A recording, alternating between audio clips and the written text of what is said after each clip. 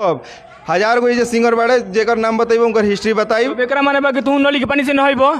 जब सबे कोई नहाई तो काहे ना नहाइब हम तो भोजपुरी लोग समाज के हई कि हम आइल बनी बोली भरत शर्मा अश्लील नहीं खन गइले। जब अश्लीले के बात गइल तो भरत अश्लील गइले बड़े उ तो पर्दा में गइले बड़े। काल के चुमा लिहल सही गइल गोरिया सिपाही में नौकरी लाग गोरिया कहाँ है चुमा लिहल अश्लील तहारा जोबन अश्लील ह तोरे बेटी बहन जोबन अश्लील ना हो। बाबू बियाह कर ले नु बाबू बियाह कर ले तो जाने ले कि हमारे बेटा का देखरा मैंने कहा कि बाबू की वीडियो करो कुल चीज तो नहीं अपना जीवन का खूब सुंदर खूब सुशील गाना गाए थे। अश्लीलता मुक्त गाना है। तो आप बता हमको गा के सुनाई ना भैया हमको गा के सुनाइए ना भैया भोजपुरी जाके ढोणी पटकल बता हम अश्लील मुक्त काहे के सुनाई तारा माने एकदम रो प्रतिज्ञा कर लेल बनी के रवाजात पे गाइबे करब। ई का अभी तो बहुत सारा हमार पंडितान पे गाना रहा। अच्छा अपना जीवन में कबो नीमन गाना गइले बनी कि ना? बहुत बढ़िया गाना गइले मैंने के सुन ले बटे। आज हम टेढ़ उल्टा गावे लगनी तो बहुत से लोग बहुत सुंदर गा रहे हो बहुत सुंदर गा रहे हो बहुत सुरीला गा रहे हो।